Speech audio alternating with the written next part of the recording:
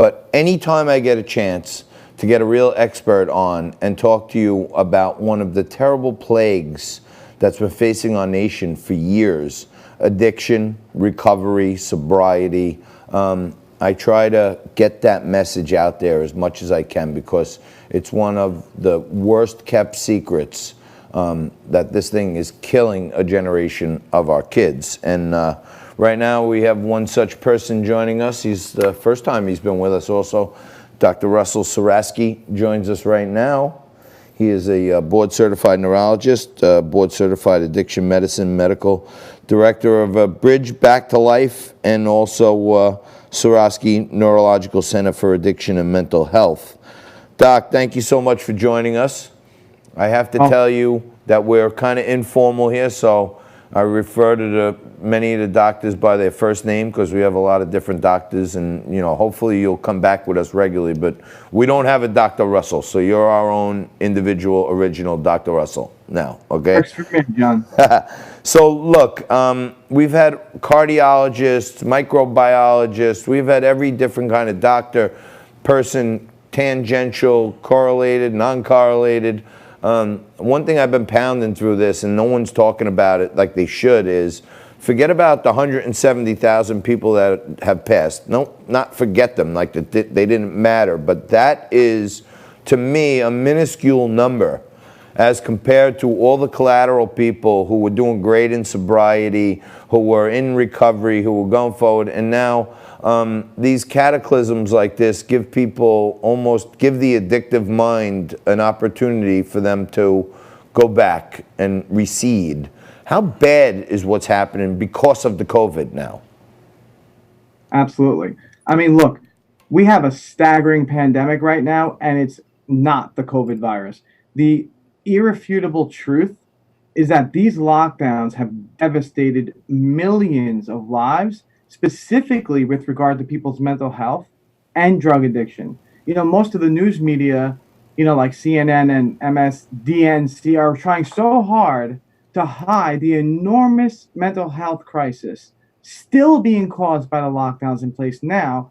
And it's very sad to say, but, unfortunately, peddling irrational fear to the public about COVID has been their primary disinformation campaign. I mean, I'm not a politician, I'm a doctor, but it's pretty clear to me that they want the public to be in as much fear and be as miserable as possible in the hopes that somehow that translates to, the Trump not getting reelected. And, we have already seen the specific numbers of suicides, drug overdoses skyrocketing, and the stats are alarming. Before I came on your show today, I went through the most up-to-date stats from the CDC, and if you like, at some point, I'd like to. Yeah, hit him. No, come on, let's hit him. Let's hit him. And by the way, it is ironic that you would be on a show called Liquid Lunch while we're talking about, some parts of this are related to, addiction and recovery, but I tend to have a cocktail every so often, so disregard the bullet bourbon on my desk.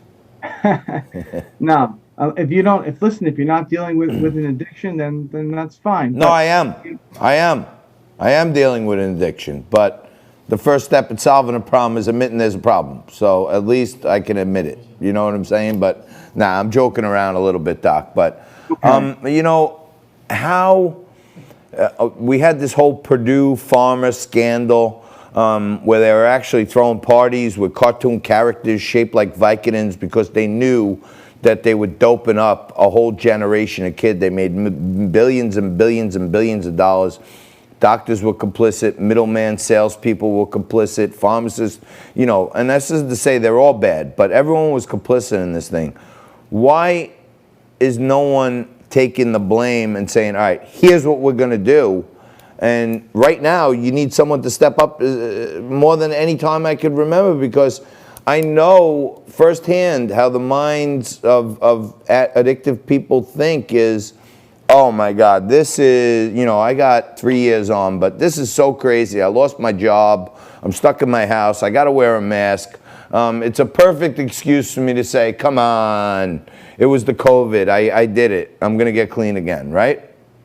Absolutely. I mean, back to some of the stats from the CDC just introduced, nearly half, 50% of this country is reporting that they're suffering from depression or anxiety as a direct result of the wide-scale lockdowns. In fact, the former First Lady Michelle Obama, she revealed recently that she was feeling depressive symptoms, and she's not alone. You know, over 10% of the population has reported seriously considering suicide at some point through these lockdowns. And even more frightening, John, is the fact that we have local studies from the tri-state area, and they completely mirror what I see every day in my clinical practice and as a director of multi-center rehab across New York. And that is that there have been a 40% increase in the opiate overdose deaths just in the last 3 months. 40%. Good It's Lord. horrific. It's staggering. And Oh my God. the public just, I think, is not aware of really all of the, I call it the pandemic within the pandemic, but now Right. I actually believe it's the pandemic. It is the pandemic. All right, listen, before we go, we got about a minute left here. I want to ask you something. I know that, you know, people that were in recovery, and then maybe they fall off the wagon, they recede, whatever happens, right? And then the people that have always loved them, always cared about them, come to them and say, hey, I know something's wrong, let me help you. I know the addictive mind is embarrassed and shamed, so they resist that. Any tips you could tell people who think their friend has an issue or a problem, is maybe thinking about doing something stupid, that people can get through to someone and say, hey, I'm here for you? Absolutely. Well, first of all, there's a tremendous number of resources, and after the show, I can certainly give them to you if you want to give them out to your viewers. But for the first thing is that families and friends simply cannot enable that individual to keep on using drugs and to sort of make it seem like, okay, it's okay, it'll get better on its own, or look the other way, because it never does. Unfortunately, most people who are overdosing from opiates, which by the way are at 150 a day right now, they're dying in their warm beds in their families' homes because the families were looking the other way. They were not taking the steps to make sure they weren't enabling their children. And there's a lot of outlets. They can take them to outpatient programs, Oasis outpatient programs in New York. I can send you several links that you can give out to your viewers. All right, let's get them. Doc, we're going to run out of time. I don't want you to get cut off in mid-sentence. I'm going to get that information for you. I'm going to share it to our audience.